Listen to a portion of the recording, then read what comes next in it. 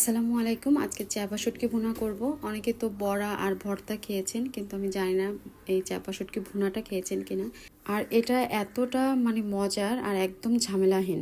কোনো রকম লাউ পাতা সংরক্ষণ করা কিংবা বাটাবাটির কোনো ধরনের ঝামেলা নাই, তবে টেস্টটা কিন্তু অসাধারণ, আবার মশলাও খুবই কম। জাস্ট ফাইনাল লুকটা ঠিক এরকম হবে এই চাপা শুটকি ভুনাটার। তো এই জন্য লাগছে একটু ভালো মানের চাপা শুটকি নিতে হবে। এখন আমি এই চাপা শুটকিটা পানিতে একটুখানি ভিজিয়ে রাখবো। পানিতে ভিজিয়ে রাখলে হবে কি, উপর থেকে যে আঁশটা খুব তাড়াতাড়ি আর কি বের করা যাবে। তারপর হালকা কুসুম গরম পানি দিয়ে কয়েকবার এটা ধুয়ে নিব। তবে আমি কিন্তু কোনো শুটকির মাথা খাই না, তো আমি মাথা ফেলে দিচ্ছি। আপনারা চাইলে কিন্তু মাথাটা নিয়েও নিতে পারেন। তারপর প্রায় 10-12 বারের মতো ভালো করে আমি ধুয়ে নিয়েছি। আর ধোয়ার পরে জাস্ট এরকম হবে দেখতে।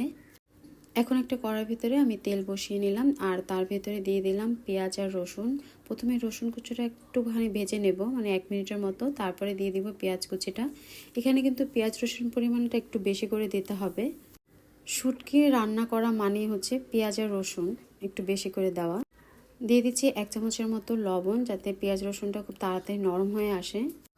তো আমার পেঁয়াজ রসুনটা ভাজা হয়ে গেছে। এখন আমি এর ভিতরে 2 টেবিল চামচ মরিচের গুঁড়া দিয়ে দিলাম। আপনারা চাইলে এখানে শুকনো মরিচ বাটাটাও ইউজ করতে পারেন, সেক্ষেত্রে কালারটা আরও ভালো আসবে। তবে বললামই তো, কোনো রকম ঝামেলা ছাড়াই টেস্টটা পাবেন দ্বিগুণ।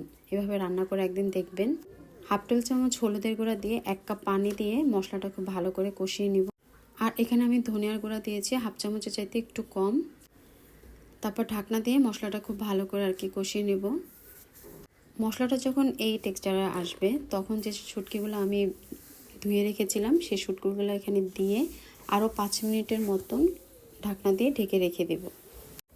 রেসিপি ভালো লাগলে রিকোয়েস্ট থাকলো চ্যানেলটি সাবস্ক্রাইব করার। 5 মিনিট পরে ঢাকনা তুলে পেঁয়াজের সাথে শুটকিগুলো একদম মিশিয়ে দিতে হবে। এটা খুন্তির সাহায্যে আর কি করা যাবে। আর চুলার আঁচটা কিন্তু একদম লোতে করে রাখতে হবে।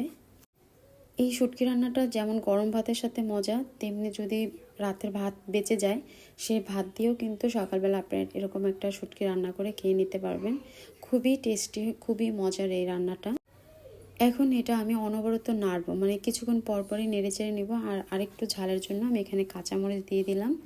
নতুন পেঁয়াজের টেস্টটা একটু মিষ্টি মিষ্টি হয়, তাই এখানে একটু ঝালের পরিমাণটা বেশি দিয়েছি। আর শুটকি মানেই হচ্ছে ঝাল ঝাল রেসিপি।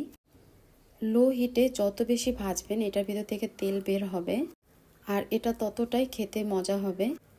প্রায় 15 থেকে 20 মিনিটের মতন আমি এভাবে একটু পরপর করে আর কি নেড়ে দিয়েছি। আর এটার ভিতর থেকে আমার একটা তেল বের হয়েছে, দেখতেই পাচ্ছেন।